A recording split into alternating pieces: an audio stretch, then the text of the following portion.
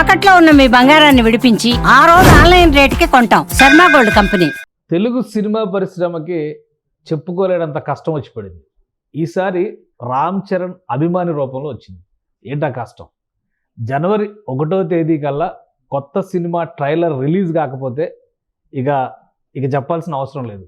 ఆ రేంజ్లో ఒక అల్టిమేటం వచ్చింది గ్లోబల్ స్టార్ రామ్ చరణ్కి. అసలు అల్టిమేటం ఏంటి, ఇచ్చింది ఎవరు?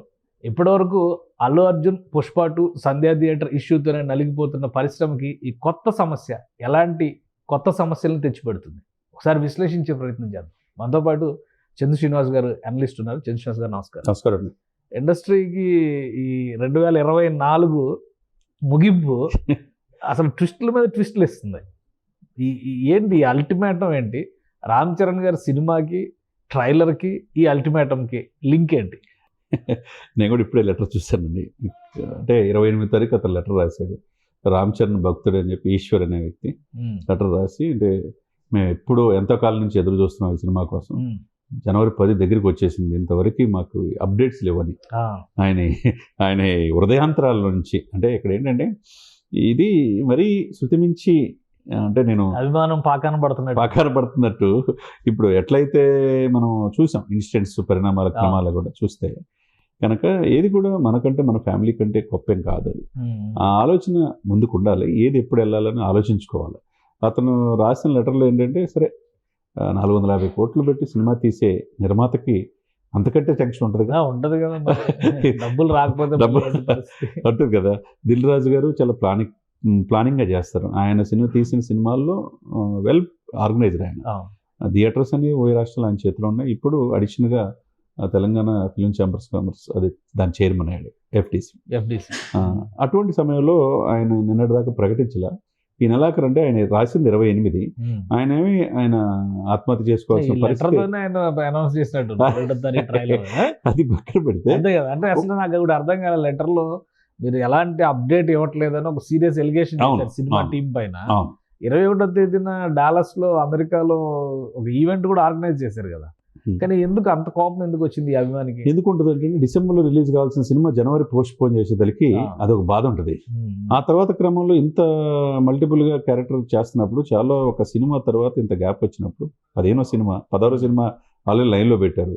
మరి ఎంతో హోప్స్ ఉంటాయి అభిమానులకి. అభిమానులు ఏంటంటే తట్టుకోలేరు. ఆ తట్టుకోలేని తర్వాత 1వ తారీఖు లోపు కనుక మీ ట్రైలర్ కనుక రిలీజ్ చేస్తే అభిమానులు నేను కూడా ఒక అభిమానిగా చూస్తా, లేకపోతే నా ఆత్మ చూస్తుందంట. అంటే ఇక అతను ఏ స్థాయికి వెళ్ళింది అనేది మనం ఒకసారి చూసుకోవాలి. సరే, ఏదైనా కానీ ఆయన కోరిక హ్యాపీగా ముగింపు హెడ్ కార్డు శుభంగా పలికినట్టు మనం అనుకోవాలి. ఏమంటే ఆయన 1వ తారీఖు డేట్ ఫిక్స్ చేసి ఆవేదనని అర్థం చేసుకుని రామ్ చరణ్ గారు కూడా అర్థం చేసుకున్నారు. ఎందుకంటే డల్లాస్లో pre release event first Telugu cinema కాబట్టి అక్కడి నుంచి వచ్చిన బృందం మొత్తంగా చూసుకోవాలి కదా. ఆ క్రమంలో శంకర్ గారు అహోరాత్రులు 24 క్రాఫ్ట్స్ పనిచేస్తుంది. ఇదే సమయంలో ఒకవైపు తెలంగాణలో విపత్కరమైన పరిస్థితులు, బెనిఫిట్ షోలు లేవు, టికెట్ రేట్ పెంచుకోవడం లేదు, అవి చూసుకోవాలి. ఒకవైపు ఇది సెట్ చేయాలి. ఇంకొకటి ఆంధ్రప్రదేశ్లో అక్కడ డిప్యూటీ సీఎం గారు చీఫ్ గెస్ట్గా పిలిచారు. అది 4వ తేదీలో రిలీజ్ ఈవెంట్, అది విజయవాడ అంటున్నారు, రాజమండ్రి అంటున్నారు. ఏదైనా కానీ ఈ రోజు ఫైనల్ అయిపోతుంది. మోస్ట్ ప్రాబబ్లీ విజయవాడే కావచ్చు. ఏదైనా కానీ డేటు ఆయన కోరిక ప్రకారం 1వ తారీఖు హ్యాపీగా అభిమానిగా చూడొచ్చు. అంటే ఏది కూడా పాజిటివ్గా చూడాలి. అంటే నెగిటివ్గా మనం వెళ్ళిపోతాం, చచ్చిపోతాం, అదొకటే పరిష్కారం. బ్లాక్మెయిల్ అనేది అది మంచి పద్ధతి కాదు. అభిమానుల్లో ఆవేదన అర్థం చేసుకోవాలి, కానీ శృతి మించి ఈ ప్రేమించే ఇదిని కూడా వాళ్ళు కూడా ఆలోచించుకోవాలి. అంటే ఒకసారి అభిమానులు కూడా ఆలోచించుకోవాలి. ఈ లెటర్ రాసినటువంటి విధానం కూడా చాలా విచిత్రంగా ఉంది. ఇట్లాంటి ఇది రామ్ చరణ్ గారి దృష్టికి వెళ్ళిందా? వెళ్ళకుండా ఎలా ఉంటుంది? ప్రముఖ ఛానల్స్ అన్ని కూడా, ఫ్రంట్ లైన్ మీడియా ఛానల్స్ అన్నిట్లో కూడా ఇదే వస్తుంది. ఇమీడియట్ గా స్పందించాలని చెప్పేసి బెదిరింపు లెటర్ అని చెప్పి, ఒకప్పుడు నక్సల్స్ బెదిరింపు లెటర్ అని పవన్ కళ్యాణ్కి వచ్చినట్టుగా ఇప్పుడు ఏంటంటే వాళ్ళ అబ్బాయికి ఇప్పుడు రామ్ చరణ్కి సినిమా హీరోగా నువ్వు సినిమా అప్డేట్ ఇవ్వట్లేదని, లేకపోతే చచ్చిపోతున్నట్టు బెదిరింపు లెటరేగా మనం పరిగణించాలి. తీసుకున్న దాన్ని అంటే ఏదైనా కానీ ఏంటంటే వాళ్ళు కూడా ప్రొడక్షన్ సిబ్బంది కూడా అన్ని అహోరాత్రులు కష్టపడి సినిమా తీశారు కాబట్టి ప్రీ రిలీజ్ హైదరాబాద్ డల్లాస్లో బాగా జరిగింది. ఇప్పుడేమో తెలంగాణలో 1వ తారీఖు ట్రైలర్ రిలీజ్ చేయబోతున్నారు.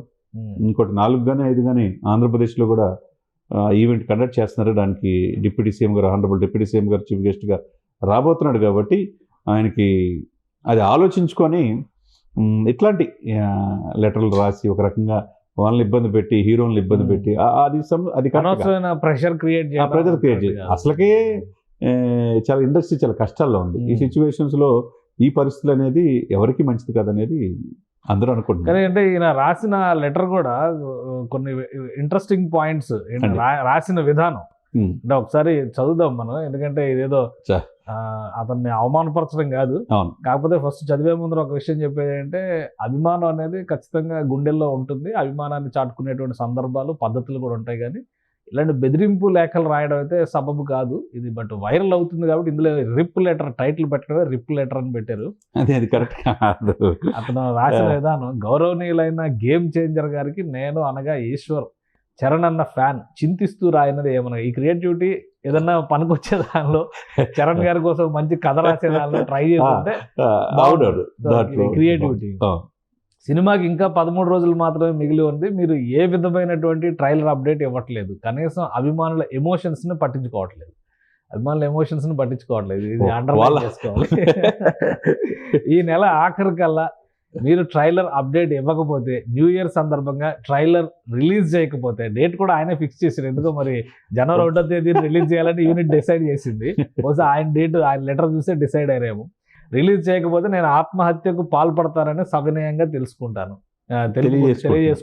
మీ విధేయుడు చరణన్న భక్తుడు ఈశ్వర్. ఇది ఏమనాలో అర్థం కావట్లేదు.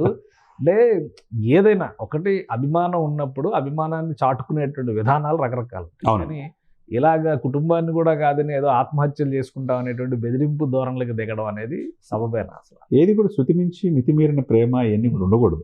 ముందు నీ కుటుంబం, మీ అమ్మ నాన్న, మీ ఫ్యామిలీ చూసుకోవాలి. తర్వాత అభిమానం మీరు అన్నట్టు గుండెల్లో పెట్టుకొని చూసుకోవడం తప్పులేదు. కానీ ఈ విధంగా బెదిరింపు ఇదిలో రావడం అనేది అది కరెక్ట్ కాదు అనేది అందరూ. మొత్తానికి ఒక క్లైమాక్స్ 1వ తేదీ ట్రైలర్ రిలీజ్ అవుతుంది. సో ఈయన మళ్ళీ ఏమన్నా లెటర్ రిలీజ్ చేస్తాడు, ఇంకేముంది లెటర్, దానికి ఆనందం వ్యక్తం చేస్తా, రాయాలి, అభినందన తెలియజేస్తా చిత్ర యూనిట్కి, అంతకంటే. రైట్. థ్యాంక్ యూ చంద్ర శ్రీనివాస్ గారు. ఇది అభిమాని చేసినటువంటి దురాఘాతం. ఇది ఒక విధంగా ఒక లెటర్ రాసి అది కూడా బెదిరింపులు, చావు దాకా బెదిరించేటువంటి రీతిలో రాశారు. ఈ ధోరణి అయితే సరైంది కాదు. బట్ ఆయన రాసిన లెటర్ ఆసక్తికరంగా ఉంది కాబట్టి ఇలాంటి క్రియేటివిటీని మంచి కథ రాయడానికి, మంచి సినిమా తీసేటువంటి క్రమంలో కానీ ప్రయత్నం చేస్తే బాగుంటుంది. రామ్ చరణ్ గారి సినిమా గురించి ఎవరో ఏమి ఆందోళన పడాల్సినటువంటి అవసరం లేదు. జనవరి 1వ తేదీ ట్రైలర్ లాంచ్ అవుతుంది హైదరాబాద్లో. అలానే ప్రీ రిలీజ్ ఈవెంట్ ఈసారి ఏపీలో చేయాలని చెప్పని డిసైడ్ చేశారు. ఏపీలో పవన్ కళ్యాణ్ గారు చీఫ్ గెస్ట్గా, ఏపీ డిప్యూటీ సీఎం చీఫ్ గెస్ట్గా విజయవాడలో కానీ రాజమండ్రిలో కానీ 4, 5 తేదీల్లో ఈవెంట్ జరిగేటువంటి అవకాశం. దానిపైన కూడా ఒక స్పష్టత వస్తుంది. 10వ తేదీన సినిమా రిలీజ్ అనేది పక్కా. కాబట్టి అభిమానులు ఎవరు ఆందోళన చెందాల్సినటువంటి అవసరం లేదు. ఇలాంటి ఆకతాయి చేష్టలు సరదాగా నవ్వుకోవడానికి బాగుంటాయి, కానీ ఎమోషన్స్తో గేమ్స్ ఆడటం మొదలు పెడితే లైఫ్ చేంజ్ అయిపోయేటువంటి ప్రమాదం కూడా ఉంటుంది. ఇది ఆలోచించుకోండి. చంద్ర శ్రీనివాస్ గారు చెప్పినట్టుగా రామ్ చరణ్ గారి దృష్టికి కూడా వెళ్ళింది ఈ విషయం, కానీ అభిమానులు పరిధుల్ని తెలుసుకోవాల్సిన అవసరం ఉందని ఆయన కూడా విశ్లేషిస్తున్నారు. ఇది special discussion. Keep watching. Suman టీవీలో మీ పర్సనల్ అండ్ బిజినెస్ ప్రమోషన్స్ కోసం కింది నెంబర్కి కాంటాక్ట్ చేయండి.